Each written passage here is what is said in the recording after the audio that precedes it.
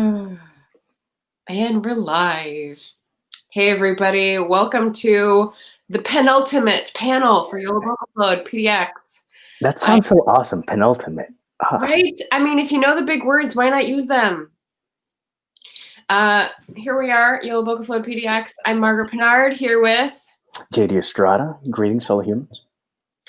And we're both booktubers, authortubers, and the topic we have today is sort of looking at what we do on YouTube as creators versus like what the bigger world does with books as creators. And there's a lot to mine there. So we're going to try to keep it like, we want to drill down a little bit and get a little depth. So we'll try to keep it focused. But just try being a good word. Just to like self-intro, I write books that are historical fiction. I've got some mystery subgenre. I've got some supernatural young adult subgenre. And I'm the co-host of Yola, so that is a brilliant thing going on. And as we will see, an aspiring booktube personality. Oh, Lord. What about you? Not aspiring. You've got a great channel. I've been at this tinkering with books and booktube and Twitter and all social media since 2013, and you have as well. I love how different our journeys and our paths have been. I've got 14 ebooks out, but I have 2 other books out. Brief rundown of what's available electronically. I do middle grade short stories and a novel. I do urban fantasy, have 2 novels in one series called The Human Cycle, if you can see. I always get mixed up with this. Yeah. It just throws me off. It's like when you're playing a video game and up, you have to point down, and down, you got to go up, that stuff.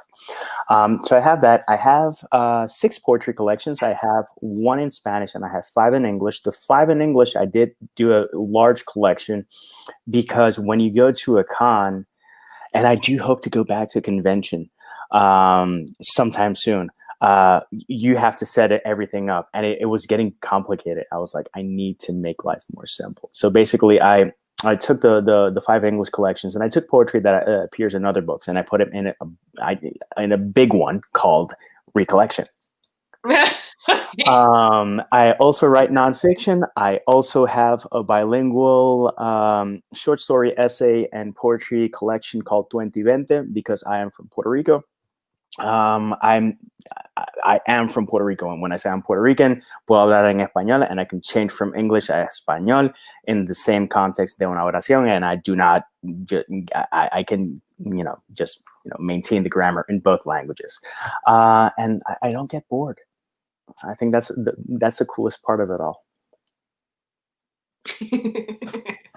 Word soup. Yes, we're good at the word soup. Word soup. Yeah.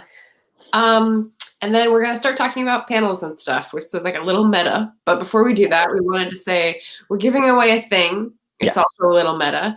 I'm going to gift some lucky person an hour session of digital marketing. So I've learned a lot about this in the past 8 years, started at the very low, very steep curve, I'll say, and especially in the past couple of years have accelerated that. So I'd love to share my knowledge with someone who's looking to upgrade their game on Twitter or YouTube or Facebook or Instagram, sort of know the basics of that one. So yes. And in order to enter to win that glorious prize, comment in either the YouTube or Facebook chat and tell me the 3 fictional people that you would love to spend post-apocalypse with, who think they would help you survive post-apocalypse. And I can go into some of my answers. One of them is Aunt Beast. Does that ring a bell with anyone? Aunt Beast. It's from around time. Okay, so if anyone got that, that was you're my hero. But I haven't read it yet, but I do have. That's one of those things that it's like Schindler's List. I'm 40 and I've never watched Schindler's List, but that one I've actively avoided. I'm like, I don't know if I'm emotionally prepared to watch it. Yeah, I haven't seen it either. I remember like clips of it on TV. I haven't actually sat down to watch it. So it's like, okay, are you ready to cry for like 3 hours? And I'm like, not this year. Not this year, right? No. Although maybe it'll help you just get everything out, get it all out in one go. How about you? Maybe. We're also giving away a Crafty Creative, a 1-hour thing. So tell us. I've given away books before, and this month I'm actually taking all the sales and I'm donating to something, but we'll talk about that later. I wanted to do something different for Yola. So I've met writers of all ages and a lot of people that question whether they should do it. And I go like, that's not the question. Just find the time and do it. If you need anyone to give you motivation to do it, do it. And if you need me to send you a voice message, I will. I don't care. So I exactly. Some people need to ask for permission for that. I don't get that. So I will revise the first 2,500 words of your short story or manuscript, and then we'll have a one-on-one 1 hour. It's like one-on-one 1 hour powwow, so that if there's recommendations that I can give, some people think that I can give some pretty good insight. If I'm just going to give praise, I'm going to make sure to bring the tea to give the praise. Nice. All right. So now we've been rung in. Let's start talking about panels for BookTube versus panels for literary festivals. So we've got differing experiences with this, and I thought we could just chat a little bit. What do we mean when we talk about BookTube panels? So people who are on YouTube at this point can chime in as well. But what do you do to approach someone if you want to have an interview or a conversation with them on a live stream? I think it changes where you're at in your writer journey and social media experiment, because this is definitely an experiment and you're always adding and subtracting stuff to see what works and what's fun and enjoyable. Right. For me, I started off doing book tags and interacting with people and watching a lot of BookTube in general and commenting on people. And I came across a lovely channel called Go Indie Now. Go Indie Now, from being people that I knew randomly, Joe Compton, who's the guy who runs Go Indie Now, has become a really, really wonderful friend, just a great guy. And he has been the connector to so many people and so many other panels and so many other channels. And by being on his show, and by being with other writers, people see you and they go, "Oh, do you want to be on my show?" And that's how it's worked online. I went there. I've been on way back. There was a channel called Creative Edge. I've been on Spilling Ink. I've been on a couple of places. I've been on a couple of podcasts. I've been on a couple of blogs. I've been on magazines just because someone saw me at a BookTube, Authortube thing, and they were like, "Hey, you seem like an interesting guy, so come on over." And by thing, you mean digital, right? You don't mean in person, because there are conventions for YouTubers as well. No, there are conventions for YouTubers. I haven't been to, what's the one in New York? It's like someone like a BookCon. It's like BookCon. It's a really bland name. It's like, I think it's actually BookCon. I've never been, but a lot of booktubers that I know have gone there and have actually met in person. Yeah. And actually there's a fellow booktuber. He's a super sweet guy. His name is Ben Sanders, and he met his wife through BookTube. So connections happen in all sorts of ways, and some that are worthy of, like, Hollywood films, man. Nice. Yeah, that's really cool. Hey, look who's here. And actually, to that question, thanks to interacting with people on Go Indie Now, I met a local Atlanta author called Erin Michael Hall. Brilliant high fantasy author. She just top notch. And again, I meet the people. I think they're nice. And then when I read it, I go like, okay. And then when you get blown away page after page, you just see them again and you just hug them and go like, I knew you were awesome. I just didn't know to what level. Thanks to her, I got to Dragon Con, and I was on a panel on Dragon Con, and I've gotten invited back, but scheduling has been hectic. But I got that panel because of her, whom I met through BookTube. And we were also gonna share a booth at Jordan Con, which is also here in Atlanta, but COVID. Okay, so there's two things one I'm pulling from this, which is that it feels much more democratic in YouTube land, where you just like meet someone and ask them, or meet someone and have an idea and suggest it. And the second one is that it still falls back onto who you know. If you're not in the spaces participating, you're not going to make those connections. So on one side, it's a truism, but on the other side, there's more opportunity. Would you say that's about right?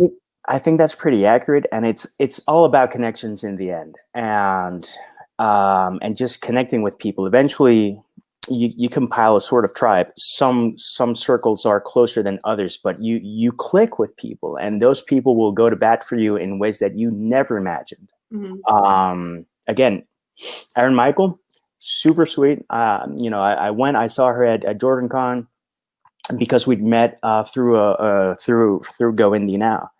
And then it's like we clicked in person so much, and she clicked with my wife, and we all clicked, and it was like super cool. It's like, we should hang out. And then life happens, and you can't hang out because no one ever has time. Right. But that just opened more opportunities, and it's being open to opportunities.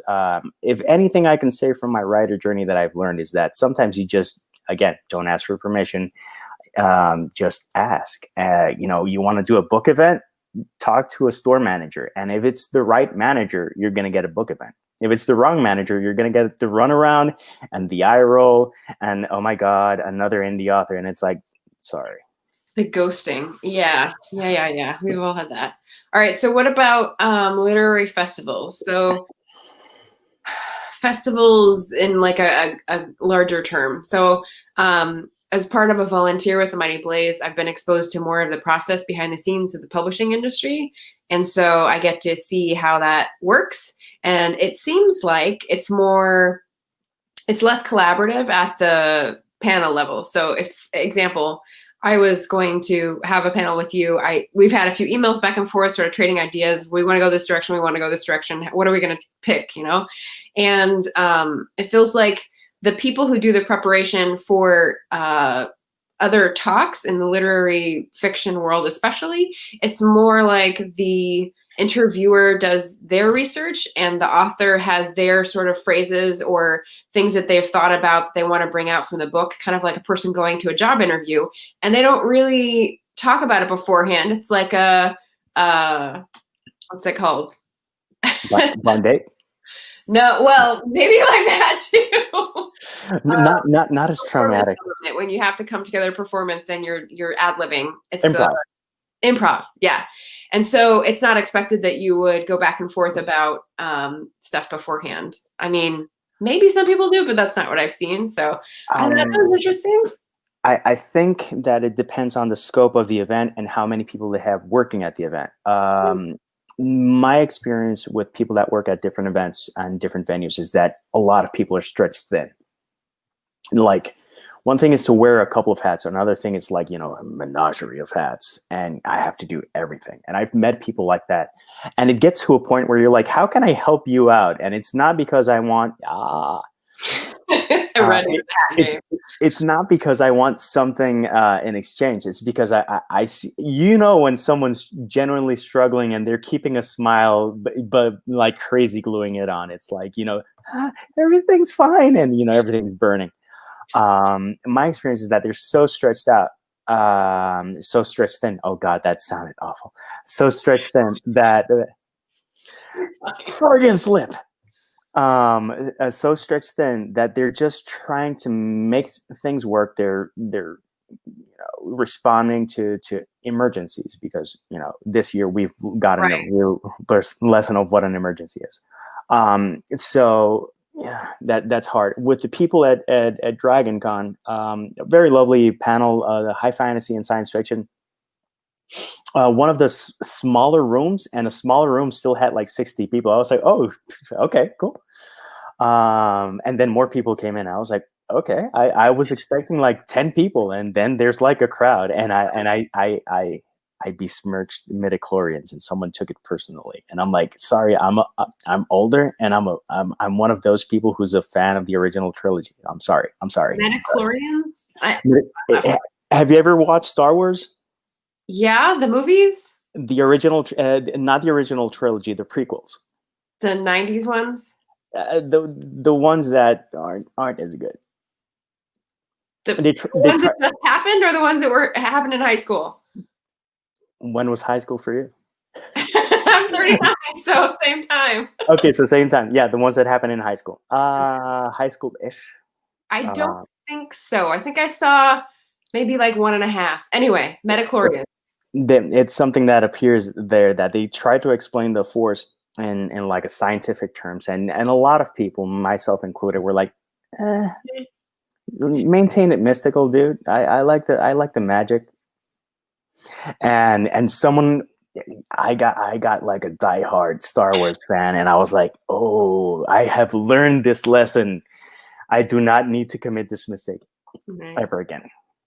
Well, I mean, you got to be honest. That's the other side, is that like you want to be inclusive, but you also want to be honest, especially if it's something like preference about something that's fictional. Like, come on, guys. Yeah, but some people take it seriously. But in that panel, they had some preset questions for the panel, and we had like a cosplayer and 3 other authors, which was a really odd combination, but it was cool.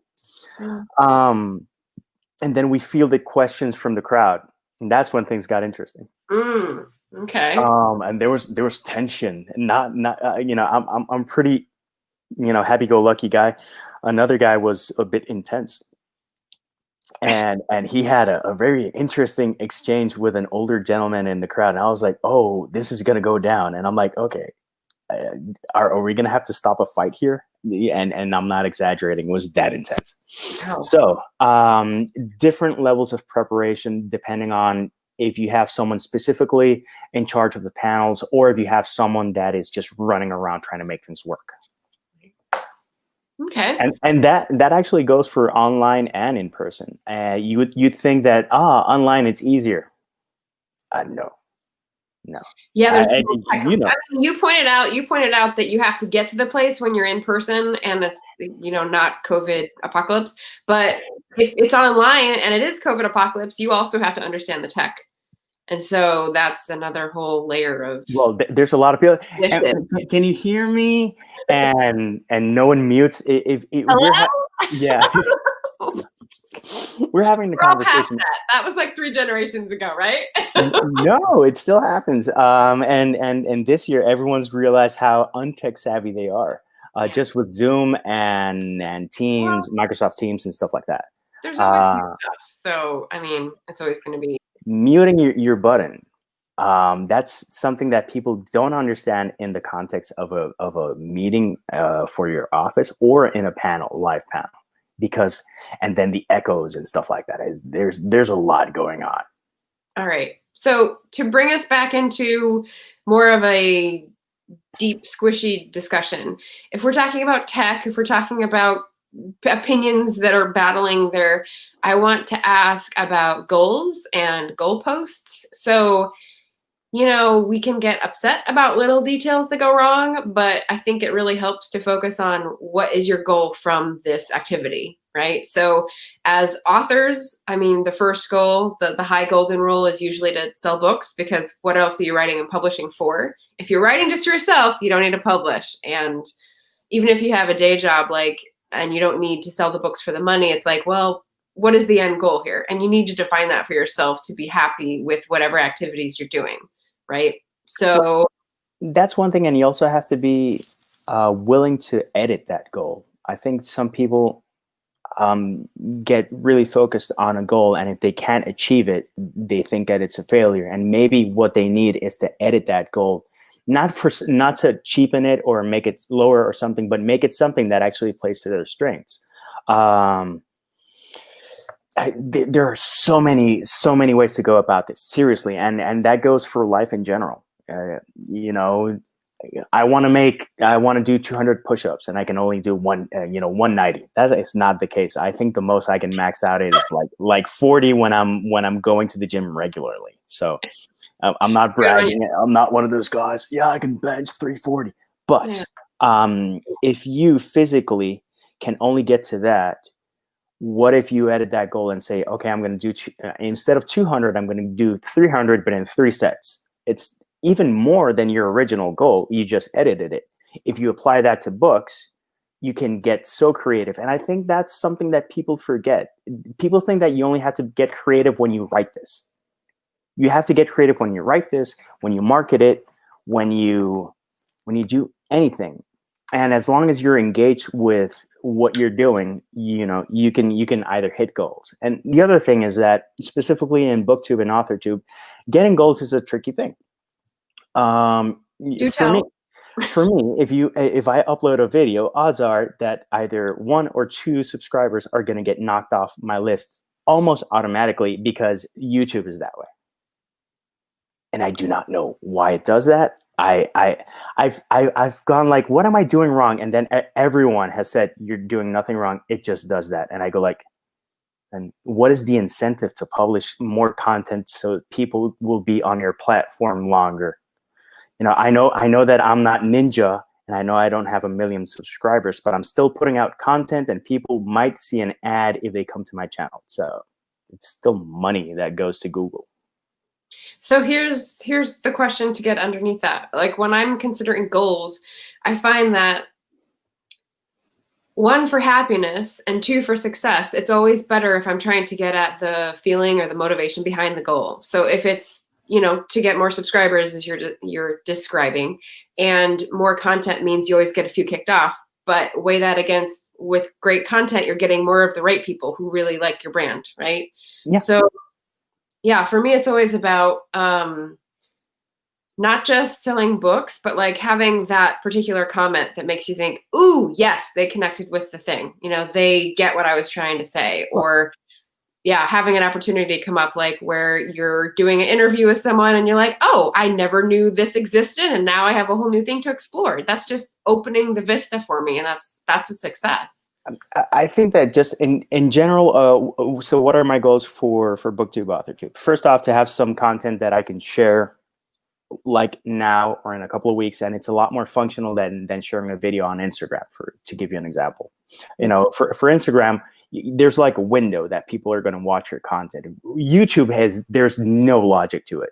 I'll have a book review that I did four years ago suddenly blow up, and I go like, and then you see, and it's not like the book sales have been skyrocketing or anything, but just for some reason, people are gravitating towards that one. It's like, what? Yeah. It's stuff like that. For me, there are a couple of people that watch my channel and they enjoy folding laundry while watching my videos. And to me, that in itself, 2.5 years ago, because life. And I want to do it right. I don't want to half-ass things and just do it. I feel so called out. No. I enjoy your tag, and it also goes back to, if I see a tag that's interesting, I'll do it. I'll just not tag people. That's how I've edited myself. Right. Because if I'm not going to do tags that people tag me in, I want to, but I just, it's a shiny thing, and I go to another shiny thing, and this shiny thing is not shining as much. I don't know if it'll ever go back to being as fun as it once was for me. But there's a lot of things that to give you one example of why it's changed for me, I did the Hurricane Maria tag. Being from Puerto Rico, I had my entire family on the island when the hurricane passed. If you really want to see someone be borderline losing it and cry while doing a tag, because I was doing whatever I could to get any sort of attention to help people back home, check that and check my social media. There's a lot of stuff, and you know that I'm losing it. Because it took me 2.5 days to talk to my wife. It took me 5 days to talk to mom, and it took me an extra week to talk to my brothers. I didn't know if they were okay. And I saw the damage, and it's intense. So I don't know if that experience with that tag actually broke me a bit. But if you want to see me super emotional and with less hair, I'm much more groomed. It was a different time. It was a different time. It was a different BookTube. Yeah. Wow. Well, that sounds good. I'm gonna go look that up now. Yes. And then what was the next thought that I had that I forgot because shiny thing? Oh, yes. So literary side of that. So do you think people who are traditionally published are thinking the same thing? So beyond selling books and connecting with people, is there the same type of examination of goals, or is there, what's different that separates the cultures, do you think? Well, I think this is a case by case thing, where it differs from literary world people who don't do booktube and people who do booktube and us indie authors. The scope and the goals might be different, but looked at through a different prism. Because for them, they have to achieve sales, but under the guidelines and rules of their publishing house. And they have to do a lot of work. That's what people don't get. They go like, oh, if I'm traditionally published, the publishing house is going to do everything. Yeah, no, exactly. But what I mean by saying case to case, I'm not going to use people who are super high and like making millions and millions of dollars. You can see Romina Russell or Romina Garber. I forget what her publishing name is, her pen name is. She's the author of the Zodiac series and Lobisona. YA author, super nice. She's from Argentina, and you see her and you see the stuff that she posts. And she does get political, and she does talk about a lot of stuff that is polarizing and that will lose her or gain her fans. She's not weighing these numbers at all. She's saying, I believe in this. I'm an immigrant. And her second, not her second novel, her second series, the Lobisona series, is focused on an immigrant werewolf from Argentina. So you see that, and then you see other people that won't touch anything political with a 50-foot pole. It's not just a 6 feet of social distancing. It's like a whole other thing, and they avoid it. And that brings the question: are they have they been called out on it? Are they measuring that? Are they afraid of repercussions?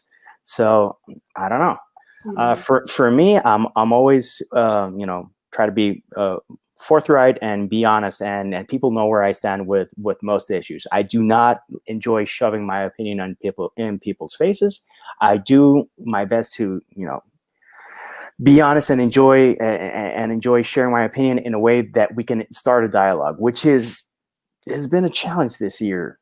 This year I've changed my focus to block and mute and unfollow a couple of people because it's just been too intense, and some people, with everything that's going on, it's just way too much. And I get that. And it's like, okay, let's take a time out. We'll have a chat, I don't know, in 4 months. Yeah. And, it is what it is. Yeah. Okay. So if you were,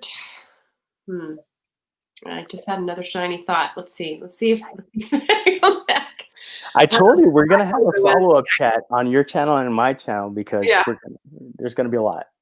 I'm thinking about circling in. So I feel like my journey of writing and publishing has sort of mirrored the whole being honest about all of my past and history and privilege. And so it's been like circling closer and closer and closer. So I don't know how close in I am. I mean, maybe I'm still out in the 100th ring of the tree, but I started out with a historical mystery that was very like whiz bang and very plot focused and set in the 1880s. And it was like, this is fun. I'm going to do this thing. And like, there's going to be a little romance and there's going to be a political intrigue and a spy. And like, it was just all these things that I thought were fun that would make a tense and sort of, plot focused thriller.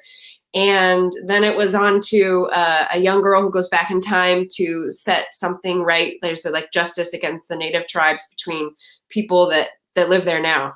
And then the next one was like a more serious series about immigrants. And I was trying to get at immigration is in everyone's past. And we all have to sort of, think about what that means to those people and not treat them like not people because, it's all right behind you. Like, why don't you understand that? So it's gotten closer and closer. And the one I'm working on now is, and I mean, this is all about like the historical being easier to talk about than contemporary because it's such big themes that you don't want to like directly call people out because it's not your experience. So that's the line I've taken, that it's really close because the equality and justice themes are so important, and like it's hard to have that discussion when people have different values, like you were saying, like take a cool down period. But my goals on that and the circling closer on that aspect has been that I'm giving fewer and fewer F-bombs about who I alienate and who I call in, you know? So in that way, it feels like just more and more authentic and like, yeah. Part of what I do, why I do BookTube and Authortube, first off, if you see a video of me and then you see me live on at an event, you know, it's going to be pretty similar, except that, you know, you're going to see me in the flesh. But it's going to be the same delivery. I'm going to be thinking all over the place. And I'm going to give you genuine answers. There's going to be Freudian slips and stuff like that. I don't always have the luxury of tea at a panel. At a live panel, I always get water, but don't always get tea. I hope I get enough, you know, notoriety and fame and success to be able to demand tea, or that people are nice enough to offer tea, or whatever it is. Yeah, it's like my writer. I need tea. That would be cool. And it would be cool for several reasons. First off, to be Puerto Rican and for people to know me as a tea drinker, which is, you know, Puerto Rico is all about the coffee. And coffee and rum and stuff like that, and fried foods. We were big on fried foods, and I love all of that. But I switched to tea because of a life decision, and because, you know, my stomach went on strike, and I was like, okay, I have to make some changes. We're done. I can have one coffee a day, maybe two. At the third one, yeah, it's bad. It's bad. It's really, really bad. In terms of alienating people, again, I won't appease to please, just for the sake of a book sale, and I won't say what people want to hear just for a book sale. My journey began because when you work in advertising, I don't know how many good ideas just don't make it. It's either someone in the creative team didn't like it, the creative director didn't like it, one of the executives wasn't comfortable presenting it, or the client didn't like it. And the graveyard is massive in terms of ideas. I was like, I want to do something where none of my ideas get killed by anyone except moi. And seriously, it's just, I needed to put something out there that people knew that it was 100% me. Warts and all. And I also decided to publish poetry, and I went to a comic convention with poetry, and people were like, why are you going with that? And I'm like, because people might enjoy poetry, and lo and behold, people enjoy poetry. And that was actually my bestseller at the Atlanta Comic-Con. That was super weird. I went to like, so here's my middle grade, and here's my urban fantasy, and this is a poetry collection. It's kind of like Edgar Allan Poe. Oh, Poe. They picked it up. On one occasion in Puerto Rico, this very, very, very peculiar lady picked up the book and read the entire thing in front of me in the booth, and then she bought it. And I was like, okay. That has a happy ending. Like I can't ask for a better compliment. It's like, I'm gonna read this again, and I'm like, nice. She turned around and went like, yeah. Aww. It's an instant review. That's I'm like, you can also leave a review on Amazon, which is another Mount Everest. But I was happy with that, with how that turned out. That's time for another talk. Yeah. All right, so yeah, not go into reviews. That'll take me down a dark path. How about competition versus collaboration or collusion? We had an idea about parallel communication here, and I'm not remembering what exactly that is, but I think we're talking about how do you see other fellow authors, what motivates you. For me, it's always going to be collaboration, and I'm a dude. I'll be happy to read and honestly review your book. If you begin a conversation with, "Hi, here's my book," it's not going to go anywhere, and I'll just be forthright with that, because it's happened so much and throughout the years, and it's just so odd to me. It's like, do you work selling timeshares that is your approach to connect with a fellow author? Mm-hmm.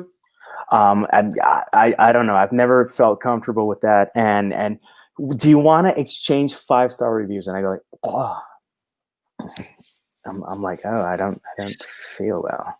But it's always about collaboration. I'll be happy to read and review and comment. And if I can help someone, I love connecting people in several ways. And it's never about competition. Except when people make it about competition. And I'll give you 2 examples. There are 2 authors.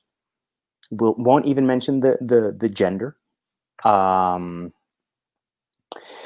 They have books, and they're like, "Can you share my stuff?" and whatnot. And you see that it's always a one-sided relationship. They take, never give shout outs to other people. And it's the type of person that I wouldn't be surprised if that they did the follow-unfollow thing. Oh, yeah. And to me, it's not a competition, but it's like, why do you have to be that way? And why can't you even acknowledge me? And it's a very minuscule sample from all the people that I've met throughout the years. And I've met dozens and dozens of authors from around the world, from the US and Canada and Puerto Rico, which would be the go-to things, to a lot of countries in South America, to a lot of places in Europe, to Nepal, and to Pakistan, and to the Netherlands, and other places like that. And you meet some really, really cool people from around the world. And again, you find your tribe. But some people, not everyone's a winner. Not everyone's a golden ticket. Some tickets are brown. Okay. All right. Let's see. Bridges, and what are we doing towards? Oh yeah, what are we doing towards the goal of being bridges? What are our goals, and what are we doing to attain them? So I was thinking, I think in this instance of the hybrid thing and possibilities, and like, so I started the writing and publishing at the same time that you did 2013, but I only started YouTube like in August, and so the newness of that is still shiny, and I'm really hoping it doesn't drop off and become like everything else. But so far it really feels like people at their well, it's easier to tell. Let me say that. I'm in the place now where I can tell when people are saying things for the market and saying things because they really feel them. And so that feels like a better playing field to me, rather than having 50 people who work towards being able to fool you on that front, So there's always going to be people that they have their online persona or their author persona, and I don't see I see why people would do that. I don't see it. I don't see the sense in it in terms of my journey. It's like, why do I have to Jekyll and hide it? I don't get it. Yeah. I mean, there might be a few of those hiding, but I just watched a day or two ago a video with Courtney, the Courtney Project, who is a hybrid author, and she's part of Lila Parish, and that's her like brand, and she does all the hustle, and her mug said hustle juice, and I was like, what? Awesome. And she was just really honest about where she was, and I followed her for a couple months now, and that's the kind of thing where like my goal is to be on that path where like I know what I want, I know what I have to do to get there, even though it's constantly shifting. Thank you, Google. And I know what I want to evaluate people on to be my allies to get there. Like I feel like I can share myself in that environment, and I feel like I can, even if it's falling down around people's ears, I feel like they're still gatekeeping, or they're still, trying to guard something there. And so that's why I'm like embracing this and thinking, I don't know. What am I still wanting in both of these worlds, right? For me, the concept of hybrid author appeals greatly. Why would I want to have something published traditionally? Just for the reach of it, the experience of it, and the learning experience. It's like, I need to be told and to have a manuscript massacred. And it's like, if you want this to sell, you have to do this and this and that. And I have to see have to learn the logic behind that. Right now, I can't be more true and genuine to my vision in terms of what I do. And I'm going to keep doing that. So ideally, consider it like a vineyard. They have the things that they sell to everyone, and they have something that's very specific to a niche group of people that can afford it and whatnot. But I'm not looking for it to be, excessively priced. I just wanted to have that specific flavor. Something that's always going to be that indie. It's very addicting to do something that doesn't get killed off because someone decided that's not what sells. Certain things I don't publish because I care if they'll sell or not. Pretty much every book that I've published has a purpose behind it. The nonfiction that I do, every nonfiction that I do is to try to have a positive impact. One is a compilation from my blog, and I thought that was going to be easy, and it ended up being like not a nightmare, but wow, I was like, I can knock this out in 2.5 weeks. And it took me like 4 months to do it the way that I thought would have that impact. Yeah. And, one of the highest compliments came from a fellow indie author, Christy Stratus, who's brilliant, and you should check her out because she does historical fiction. Christy Stratus. All right, we'll get the spelling right on that, and I'll get on it. Yeah, and I'll send you the link. She's super cool and just good people. And she actually edited a short story of mine recently. It's the first time that I have like a full blown editor doing the work. So high praise for Christy across the board. What I got lost. Damn it.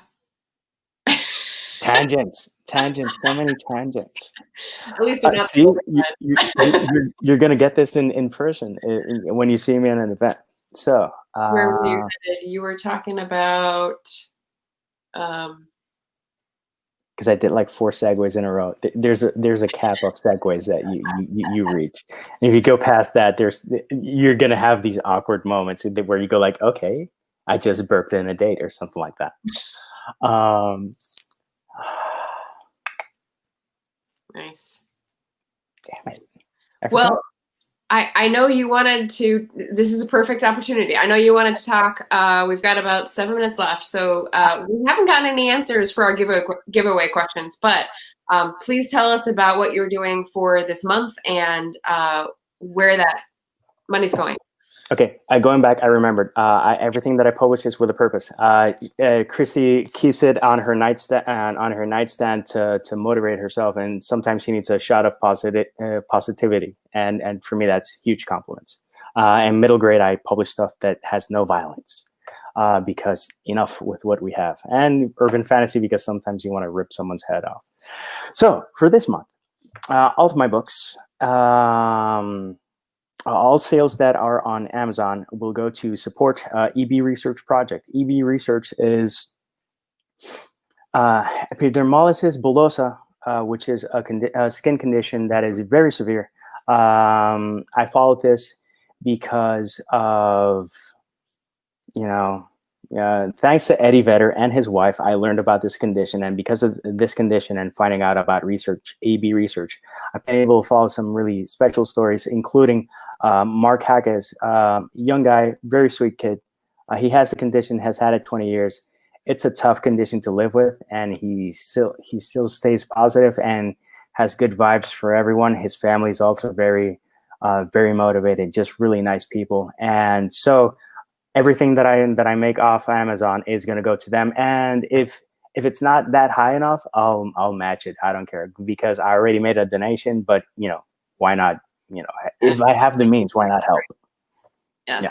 All right. And so we have someone who missed the giveaway questions. Your giveaway question was if you had I don't think you said it actually. If you had a fundraiser for a charity, who would you fundraise for? That was one of the questions. And yes, I would do it for, I'm doing EB research this month, but other occasions I've done it for the American Cancer Society because I've seen the work that they do with the money versus other organizations that are like sketchy. I've done it for the Atlanta Community Food Bank because anyone going hungry in 2020 makes 0 sense to me. Right. And I've done it for other organizations because I do shift.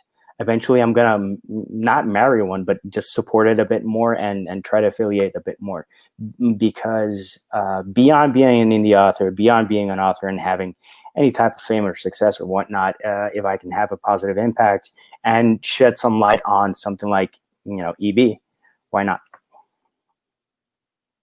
All right. And then my question was, I'll knock it down to one fictional character who you think would help you survive post-apocalypse. And my first answer was Aunt Beast. And we had Valerie earlier saying she was trying to shout it out and she couldn't type it fast enough. So I see that. My other candidates, let's see, what were they? I wrote them down because I'm terrible at thinking of things on the spot. And let's see. Okay, here's another terrible reference that no one will get. If anyone knows Sinead from the Dragon Prince trilogy, she's a badass and she's a sunrunner, so she can speak on the light to communicate with people from far away. And I'm like, that would be very useful. And for me, if I face the apocalypse, I would only want two people, either Samwise Gamgee, because he's always gonna have your back, and he's always gonna know where there's good food, or R2D2, because the true hero of Star Wars is R2D2. You're the Star Wars again. My last one was Agnieszka from Uprooted. Did you ever read Uprooted by Naomi Novik? That's much more sort of in play and current. No, but I want links to the second two that you mentioned. The other one, I have it in queue. I just haven't read it. I'm a moody reader. Mood readers, yes. All right, so we've got a couple last minutes. I'm gonna try to cull whoever gave answers. I don't think there's anyone too far back, so.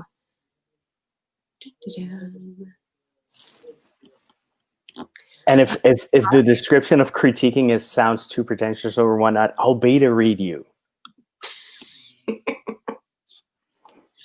Sounds good. Sounds good. We got Ben, Alzheimer's Association. That's really good. And Beth, awesome. Right around Portland. Awesome. I'm in Sacramento area, California right now, and JD is in Atlanta area. So just in case you're curious. In the ATL. In the ATL. See, but thanks to technology, we can do this. Yeah. Well, so PDX sounds cool. I don't know if that's because it's been used so much or just because it's got an X in it. But Sacramento's airport code is SMF, and that is not cool at all. Like SMF, no, I can't. No, it stands for something else, and it stands for something that Prince had a song about. I don't even know that. Yeah. Look it up and you'll go, oh Lord. All right, maybe not. Let's see. Yeah. I'm trying to look at the comments. Maybe I will just do this retroactively because I think all the people online are people I know through channels, so it's not going to be like a random thing anyway. You can check, and we can, if they have either Facebook or something, we'll contact them and we'll give them the good news, because doing it live and retroactively is kind of a challenge. Yeah. So I'll look at the comments afterwards, and we'll email whoever gets the magic YouTube angel wand. And so I'm just gonna say we have one more panel for Yola, and we go flash that up. I want to say thank you for everyone watching. Your comments have been much appreciated, and keep the discussion going for sure. Comment and tell us where you think we're wrong or where you think we might see something on the path ahead of us that we don't see. Yeah. Love it. And if you'd like to have us on a chat on your channel, by all means, write us. Yes. Very open to that. For sure. Collab. Yes. And with that, thank you so much and happy solstice. The next up is the longest night. I forget the C and the U every time. Hermetic order of something, urban scribes. That's right. Now I just need to remember the C. So they'll be celebrating the solstice early at 7 Pacific time. So thanks for watching, and it's Yola time. Ciao.